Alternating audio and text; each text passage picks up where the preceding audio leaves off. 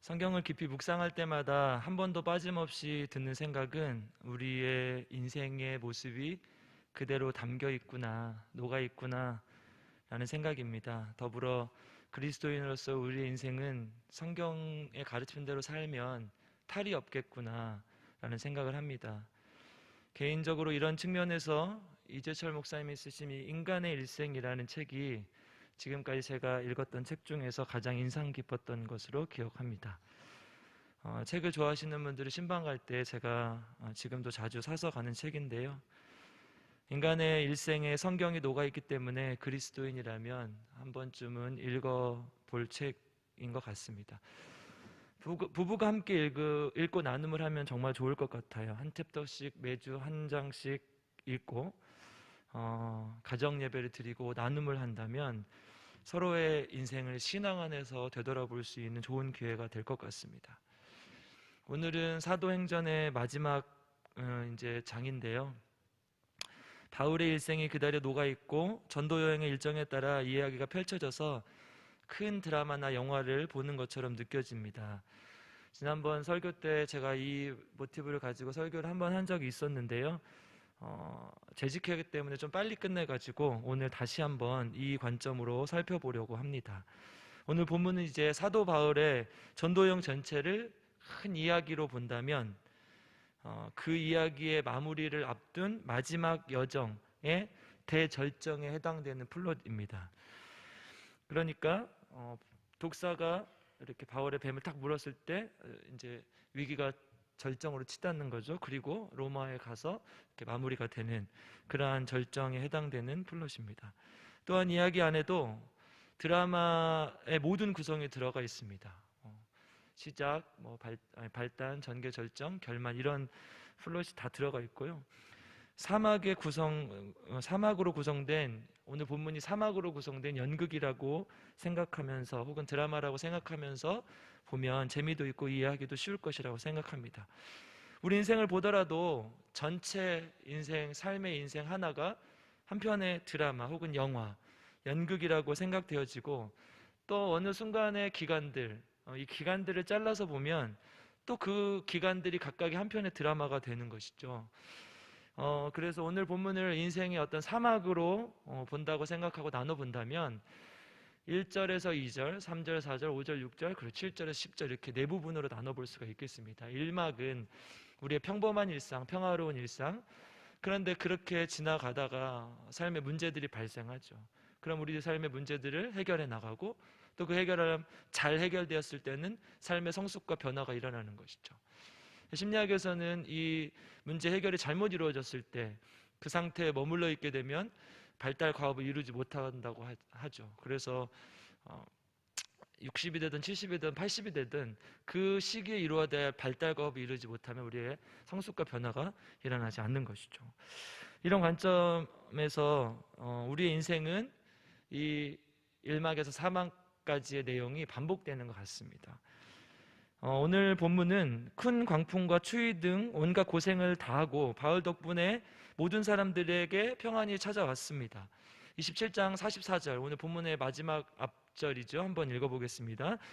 그 남은 사람들은 널조각 혹은 배 물건에 의지하여 나가게 하니 마침내 사람들이 다 상륙하여 구조되니라. 아멘. 힘들었지만 마지막 구절에서 그래도 뭔가 상륙하여 구조되니라 이렇게 끝내고 있는 것으로 봤을 때 그래도 뭔가 해결된 것처럼 느껴집니다. 그동안의 온갖 어려움과 고난을 떨쳐버리고 멜리데 섬에 도착하고 한 사람도 낙오되지 않았고 모든 사람이 구조가 됩니다. 사실 이것은 기적이죠. 276명이 그 험난한 일기와 악조건 속에서도 한 사람도 조난되지 않고 죽지 않고 구조가 됩니다. 이런 관점에서 봤을 때 어쩌면 우리 삶은 기적의 연속인지도 모르겠습니다. 수많은 사람들 중에 한 사람을 택하여 이 땅에 나게 하시고 또 내 주위에 있는 사람들을 만나게 하시고 또 한 사람을 만나게 하시고 어떤 가정에는 선물 같은 자녀를 주시기도 하고 또 자녀가 없어도 선물 같은 나날들을 맞이하게 하시기도 하시고 또 어려움이 있지만 또 견디게 하시고 삶을 되돌아보면 우리가 살아가는 일상 자체가 기적임을 고백하지 않을 수 없습니다. 우리 그리스도인에게는 이 모든 것이 은혜이고 하나님의 선물입니다. 그리고 이것을 우리는 하나님의 경륜 혹은 섭리라고 부릅니다. 에베소 3장 9절을 함께 읽어보겠습니다. 시작. 영원부터 만물을 창조하신 하나님 속에 감추어졌던 비밀의 경륜이 어떠한 것을 드러내게 하려 하심이라. 아멘. 바울은 자기 삶의 모든 것이 하나님의 은혜이고 특히 여러 구절에서 오늘 본문 방금 3장 9절처럼 하나님의 구원의 은혜가 하나님의 경륜 안에서 이루어지는 것이라고 고백하고 있습니다. 오늘 본문은 하나님께서 우리에게 어떠한 방법으로 우리의 일상의 평안함과 기적을, 우리 삶의 어떠한 방법으로 경륜을 베푸시는지를 우리에게 보여주고 있습니다.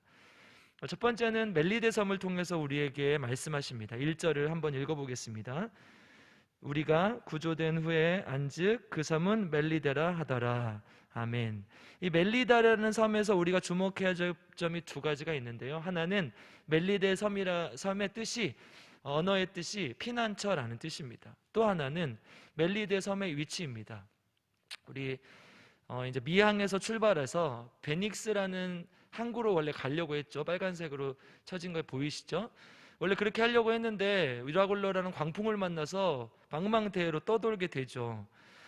거기서 남쪽으로 표류할 수도 있고 북쪽으로 표류할 수도 있는데 로마로 가는 저 중간 지점에 있는 멜리데 섬, 왼쪽에 있는 빨간 상자죠. 이 멜리데 섬에 도착하게 됩니다. 지금 저 지중해의 크기를 봤을 때 저 멜리데 섬은 정말 점과 같은 섬이죠. 어떻게 하나님의 인도하심이 아니면 저 하나 있는 섬에 우리 바울의 일행이 도착할 수 있겠습니까?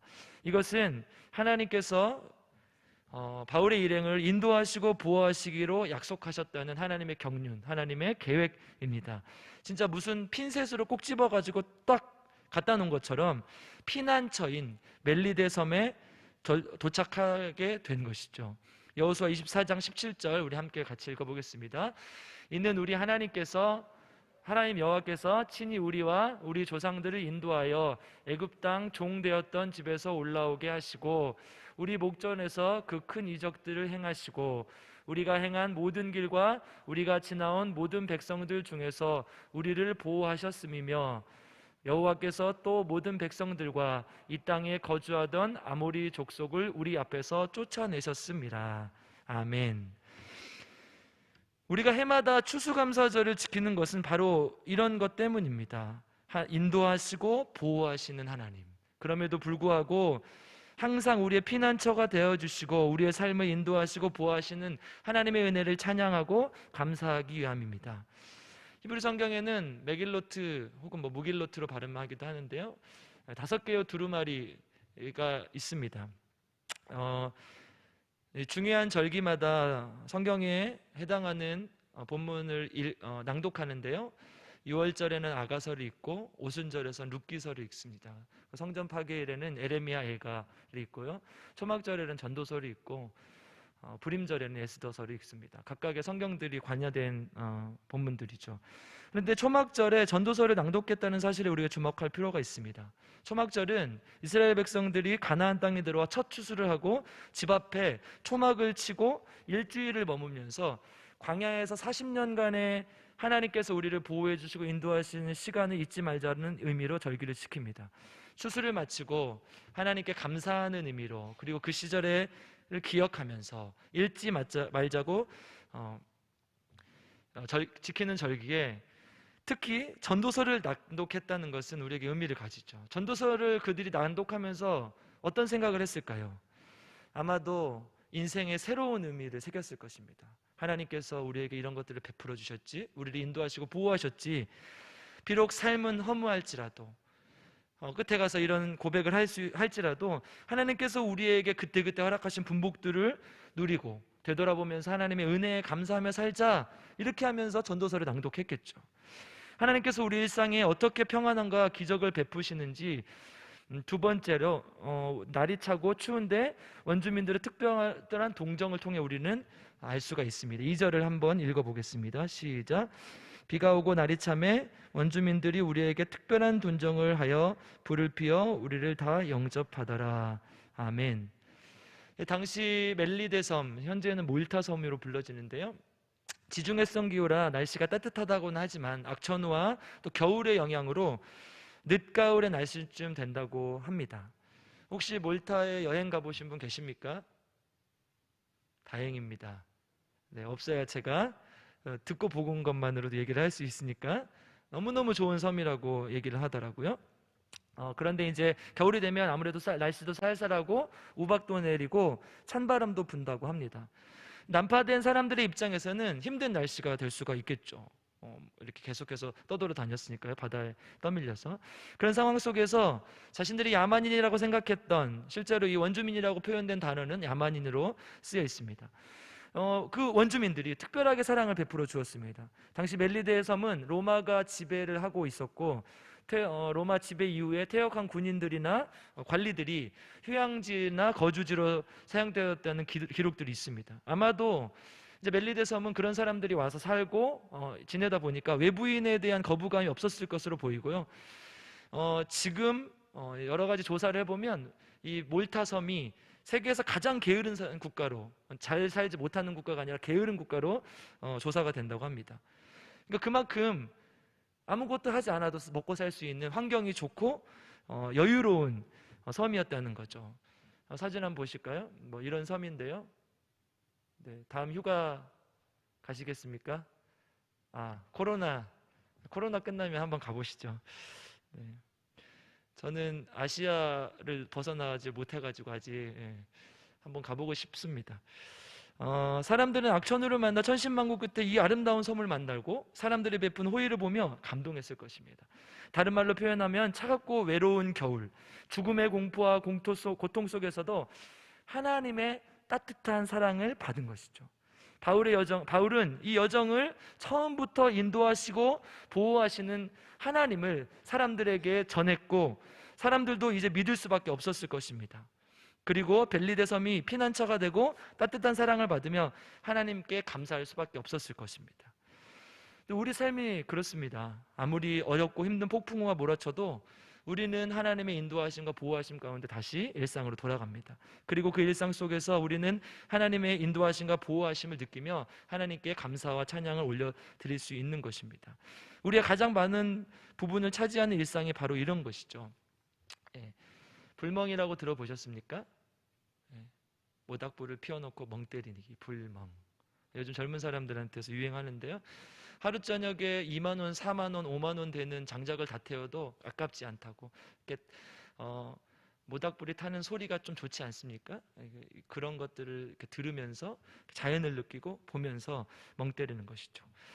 자, 얼마 전에 아이들과 이제 불멍을 하면서 밤을 구워 먹은 적이 있어요. 누가 밤을 좀 주셔가지고. 근데 좀 크기가 크진 않았지만 그 밤을 먹으면서 너무 행복하더라고요. 좀 밥 먹으면서 행복해 보셨습니까? 예. 너무 행복하더라고요. 이렇게 조금만 올려놓으니까 한 30초만 올려놓으니까 다 구워지더라고요. 그래서 이 잘 익은 밤을 보면서 참 감사한 마음이 들었습니다. 하나님께서 주신 여유와 은혜에 감사하고, 또 한편으로는 한국 교회 안에 이러한 감사와 평안함이 넘치면 얼마나 좋을까, 이런 생각을 했습니다.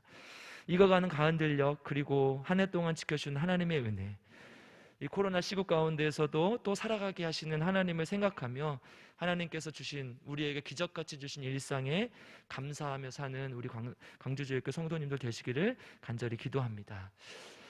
그런데 우리 삶은 참 얄궂게도 또 다시 문제가 발생하고 위기가 찾아옵니다. 이제 멜리데 섬에 도착해서 평안할 것만 같았던 바울 일행에게 또 문제가 오죠. 우리 3절을 같이 읽겠습니다. 바울이 나무 한 묶음을 거두어 불에 넣으니 뜨거움으로 말미암아 독사가 나와 그 손을 물고 있는지라. 이때 이제 이런 음악이 나오겠죠. 드라마라면.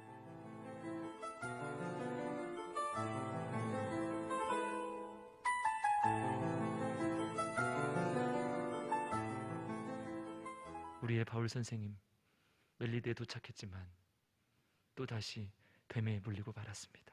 뭐 이런 나레이션이 나오지 않겠습니까? 그러니까 위기가 다시 온 것이죠. 평화가 길지 못했습니다. 드라마는 또 다른 국면으로 치닫습니다. 언제 이렇게 평화로웠냐는 듯이 독사가 나타나서 바울을 물어버렸습니다. 당시 지역 토속 신앙에 따르면 독사에 물린 사람은 살인자였습니다. 4절을 함께 읽겠습니다. 시작. 원주민들이 이 짐승이 그 손에 매달려 있음을 보고 서로 말하되 진실로 이 사람은 살인한 자로다. 그러니까 죄송합니다. 같이 읽겠습니다. 바다에서는 구조를 받았으나 공의가 그를 살지 못하게 함이로다 하더니. 아멘. 운이 좋아서 풍랑에도 살아났지만 저 사람은 신이 심판해서 결국은 독사에 물려서 죽인 살인자구나 라고 생각했던 것입니다. 불과 몇 분 전까지만 해도 그들은 바울 덕분에 살았다고 생각했습니다. 우리 앞부분인 27장 42절에 43절 함께 읽어보겠습니다. 시작. 군인들은 죄수가 헤엄쳐서 도망할까 하여 그들을 죽이는 것이 좋다 하였으나 백부장이 바울을 구원하려 하여 그들의 뜻을 막고 헤엄칠 줄 아는 사람들을 명하여 물에 뛰어내려 먼저 육지에 나가게 하고. 아멘. 바울의 일행의 배에는 로마로 호송하는 죄인들이 있었죠. 당시 로마의 법은 사형수들이 도망하게 되면 그것을 지키던 병사들이 죽임을 당하는, 사형을 당하는 법이 있었다고 지난번 우리 최재 목사님 설교 때 말씀하셨습니다. 백부장은 로마 일정 초반부터 바울이 전한 하나님과 그의 연륜 때문에 바울에게 굉장히 강한 호감이 있었던 것으로 보이고, 그 바울을 살리기 위해서 백부장은 본인이 모두 책임지겠다고 하고 바울과 그들을 살려냅니다. 그러니까 여기까지 이렇게 조금 일정이 꼬이고 그런 일이 있었어도 여기까지 안전하게 올 수 있었던 것은 바울 때문이라는 확신이 있었던 것이죠. 그런데 이 뱀이 붙는 그 순간, 한순간으로 그 모든 믿음은 의심으로 바뀝니다. 이 사람은 진짜 살인자인가? 우리 삶이 그렇지 않습니까? 우리 삶이 하나님의 은혜에 그렇게 감사하다가도 무슨 일 하나만 생기면 바로 하나님을 원망합니다. 이스라엘 백성의 출애굽 여정이 이를 가장 잘 보여주죠.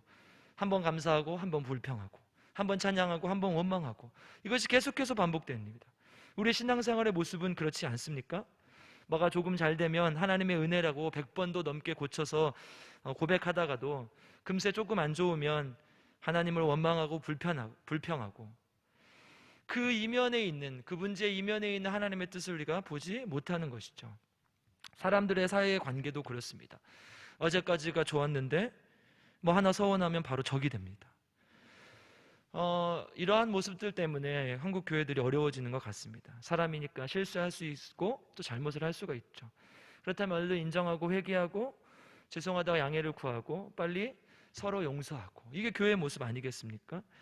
문제는 있는데 잘못한 사람 없고 회개나 반성이 사라진다면 결국 정죄만이 남게 되는 것입니다.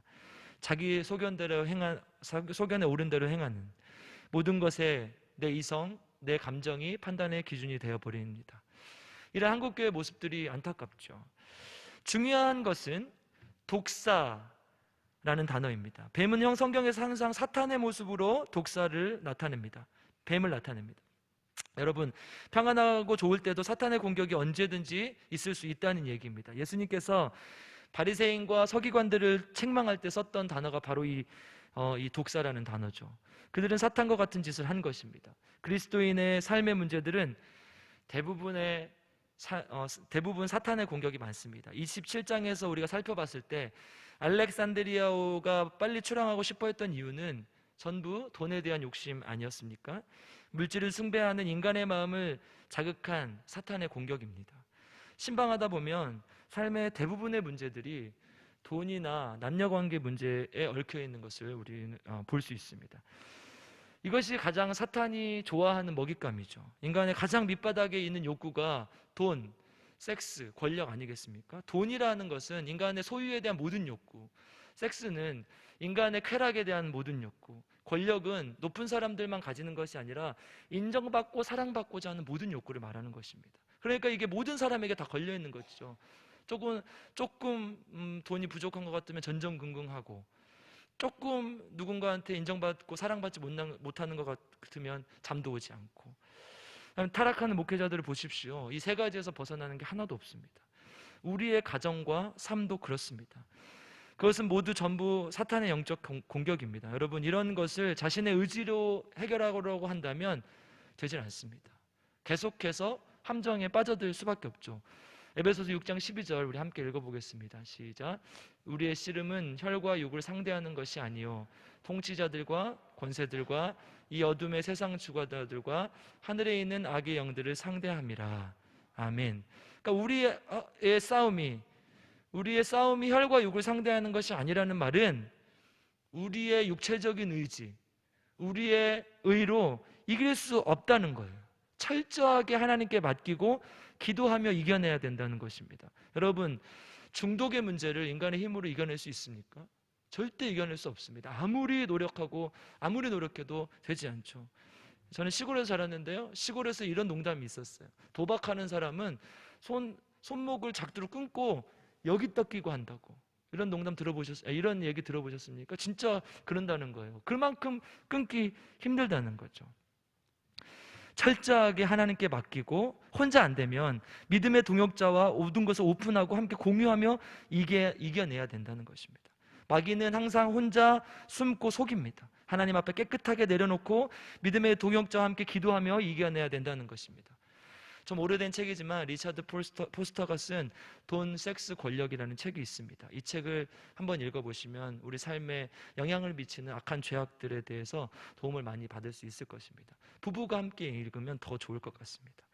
바울이 인생의 위기, 사탄의 공격을 이길 수 있는 길을 제시합니다. 에베소서 6장 11절 함께 읽겠습니다. 시작. 마귀의 간계를 능히 대적하기 위하여 하나님의 전신갑주를 입으라. 아멘. 6장 18절 읽겠습니다.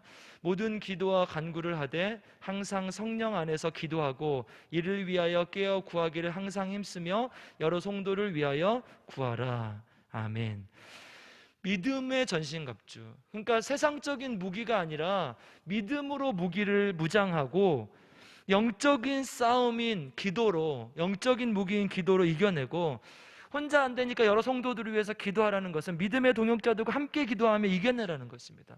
이렇게 안 하면 독사의 위협을 이겨낼 수 없다는 것입니다. 여러분, 그리스도인은 이런 고백을 해야 됩니다. 함께 따라해 보시면 좋겠습니다. 위기가 왔을 때 그리스도인은 함께 기도합니다.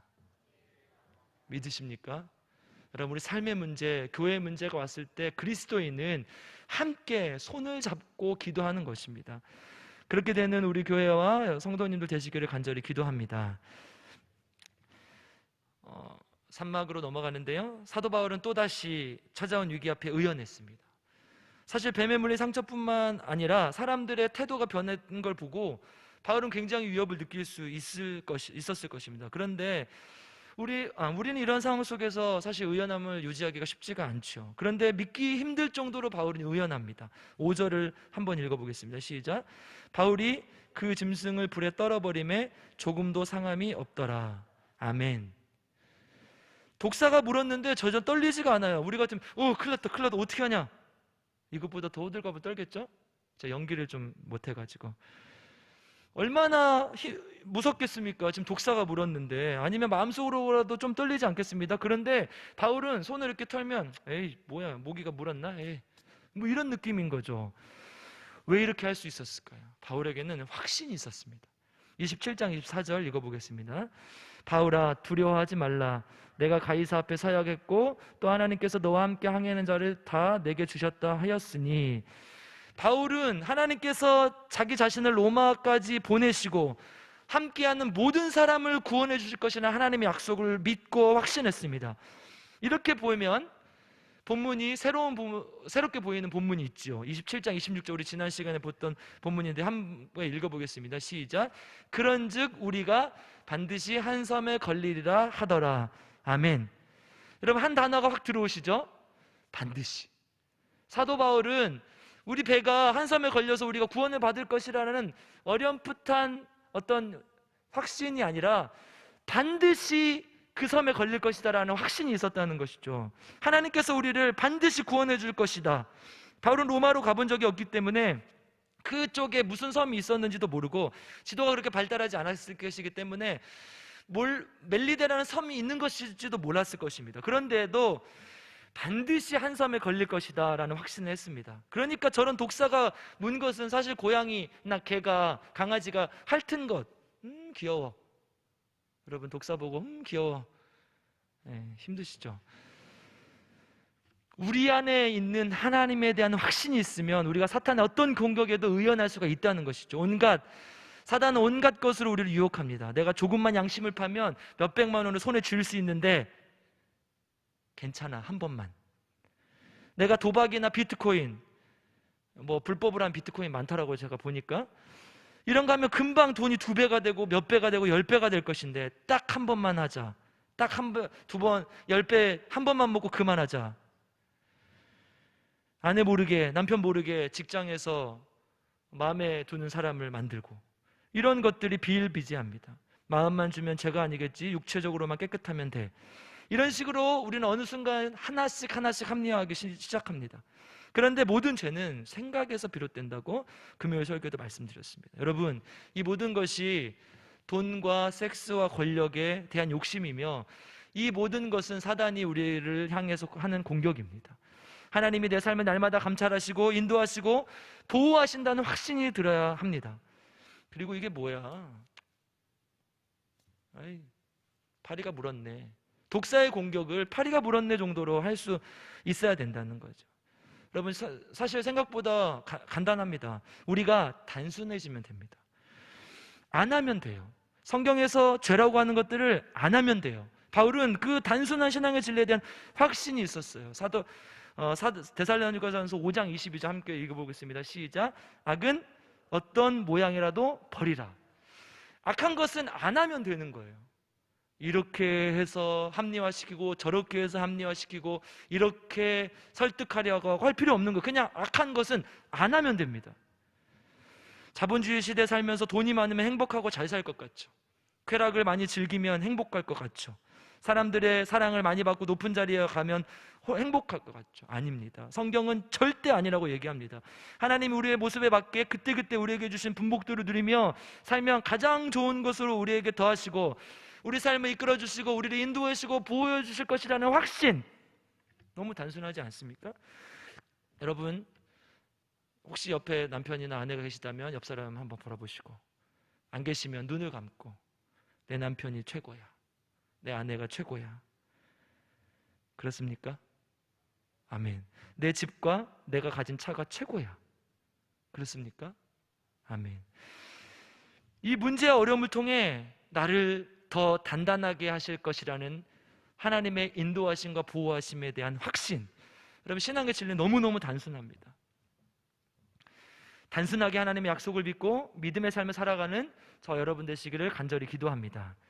마지막 사막입니다.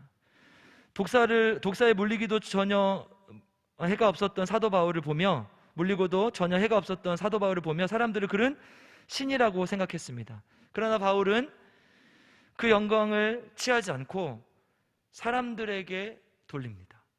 원주민의 추장이었던 보블리오라는 사람의 아버지에게 그 능력을 전합니다. 그리고 많은 사람을 고쳐줍니다. 그리고 그 값으로 받은 것들을 자기가 챙기지 않고 함께 일행하는 사람들과 로마로 가는 여비로 사용하고, 어쩌면 신처럼 추앙받는 그곳에서 머물러 있었던 게 더 좋았을 수도 있습니다. 뭐 하려고 다 늙어서 로마에 가서 감옥에 갇힐 생각을 하겠습니까? 나를 신으로 추앙하고 있는 이곳에서 그냥 말년을 더군다나 멜리데라는 그 아름다운 지상의 낙원 같은 섬에서. 여러분, 그리스도인의 삶은 이런 것입니다. 언제나 문제와 위기가 있지만 그것을 기도와 말씀으로 이겨내고 그것을 통해 신앙의 성숙이 이루어지며 삶 속에서 그 신앙의 성숙을 바탕으로 삶에 하나하나 적용하며 살아가는 것, 이것이 지금 바울이 마지막에 보여준 모습 아닙니까? 그렇게 적용하며 사는 삶을 우리는 삶의 예배라고 얘기합니다. 오늘 새벽에 우리가 함께 보았던 로마서 12장 1절에서 2절 말씀 함께 읽겠습니다. 시작. 그러므로 형제들아, 내가 하나님의 모든 자비하심으로 너희를 권하노니 너희 몸을 하나님이 기뻐하시는 거룩한 산 제물로 드리라. 이는 너희가 드릴 영적 예배니라. 너희는 이 세대를 본받지 말고 오직 마음을 새롭게 함으로 변화를 받아 하나님의 선하시고 기뻐하시고 온전하신 뜻이 무엇인지 분별하도록 하라. 아멘. 다 외우시죠? 네, 우리 교회 수준은 이렇습니다. 이런 말씀을 우리가 외우고 하나님 앞에 나아가야죠. 삶이 예배로 드리는 삶, 우리 사탄의 공격을 잘 막아내고 이 세대와 같지 않게 살아가며 하나님의 기뻐하시는 삶을 살아내라는 것입니다. 진짜 그리스도인의 삶 자체가 하나님의 나라를 확장하고 하나님을 전하는 것입니다. 그리스도인의 성숙은 바로 이런 것이죠. 여러분, 성장과 성숙에는 차이가 있습니다. 그런데 그리스도인을 보면 잘하기만 하는 것 같아요. 성장만 하는 것 같아요. 성경 공부, 기도 모임, 수많은 예배들 통해서 많은 말씀을 듣고 내가 잘하는 것 같아요. 많이 들었으니까. 그런데 성숙하지 못한 것 같아요. 말씀을 알기만 하는 것은 성장이겠죠. 내 지식이 자라니까. 그런데 그 말씀을 삶으로 살아내는 것이 성숙이겠죠. 여러분, 삶을 살아가다 보면 보기만 해도 은혜가 되는 사람이 있지 않습니까? 집에 가서 거울 한번 보십시오. 내가 나를 보면서 은혜가 돼. 난 참 하나님의 사람이야. 그런 사람이 있습니까? 네. 좀 우리가 얼굴은 과소비해도 되잖아요. 네. 이렇게 막 많이 써도 되잖아요. 막 웃어주고 옆 사람 한번 보고 웃어줬으면 좋겠습니다. 과소비 좀 하시죠. 네. 막 은혜가 되십니까? 네. 삶으로 살아내고 있는가? 내 모습을 보면 정말 하나님이 그려져 있는가? 어떤 사람은 하나님 믿는다고 하면서 얼굴이 항상 찡그려져 있어요. 어떤 사람은 하나님 믿는다고 하면서 삶 속에 정말 하나님이 있는지 모르겠어요. 제가 전에 있던 교회에서 전기 사업을, 누군지 모르니까 그냥 하겠습니다. 전기 사업을 하시는 분이 있었어요. 보트로 보기엔 정말 좋아요. 항상 웃고 다니시고. 그런데 어떤 세 가족이 왔어요. 성가대에 앉아있는 그분을 보고 저 사장님이 이 교회 다니십니까? 그러니 집으로 가버렸어요. 왜 그랬을까요? 전기공사를 그분이랑 한번 한 적이 있는데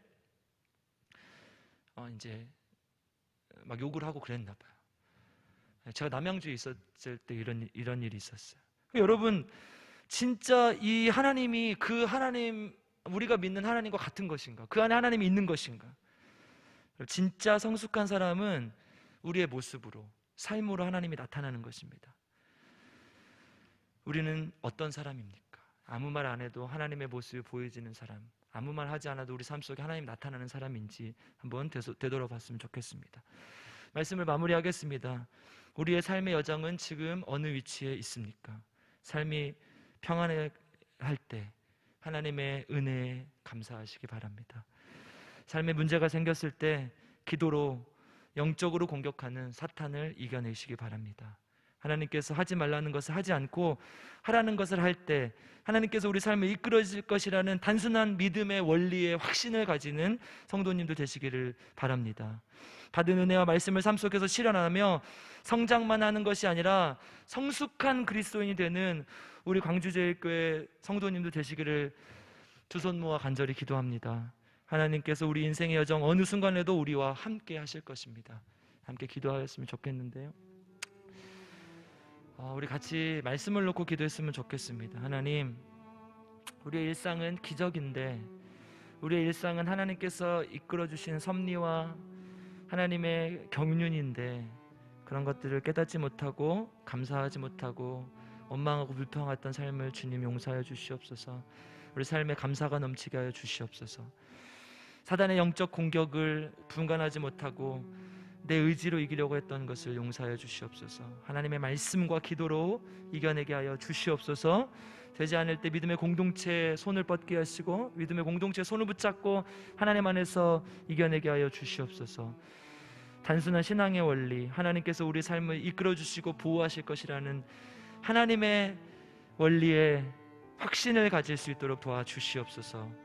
또한 키만 자라는 기형적인 그리스도인 되지 않게 하시고 내 안에 성숙함이 묻어나오는 하나님 나라를 그래도 내 삶으로 전하는 성숙한 그리스도인이 되게 도와주시옵소서. 우리 함께 말씀을 가지고 함께 한 목소리로 기도하겠습니다. 감사합니다. 하나님께서 우리를 사랑하셔서 하나님의 자녀 삼아주시고 하나님의 백성 삼아주심을 감사드립니다. 하나님, 우리는 때로는 하나님의 은혜를 잊을 때가 많습니다. 원망하고 불평할 때가 많습니다. 주님께서 우리 삶을 날마다 이끌어 주신다는 사실을 믿고 하나님 앞에 감사할 수 있는 주님의 자녀들 되게 도와주시옵소서. 우리 삶의 문제들, 하나님 영적인 어떤 공격들 기도로서 이겨내게 하시고, 또한 아버지 하나님 단순한 신앙의 진리를 확신하며 주님 앞에 나아갈 수 있는 귀한 주님의 자녀들 되게 도와주시고, 또한 삶 속에서 이 받은 은혜들을 실천하고 사람들에게 전하여 줄 수 있는 성숙한 그리스도인들 될 수 있도록 하나님께서 인도하여 주시옵소서. 이제는 우리 구주 예수 그리스도의 값없는 은혜와 아버지 하나님의 끝없는 사랑과 성령 하나님의 함께하심 도와주심의 역사가 오늘 함께 예배를 드리며 하나님의 백성답게 살기로 작정하는 우리 광주교회교 성도님들 머리머리 위에 지금부터 영원토록 함께 계시기를 간절히 축원하옵나이다. 아멘.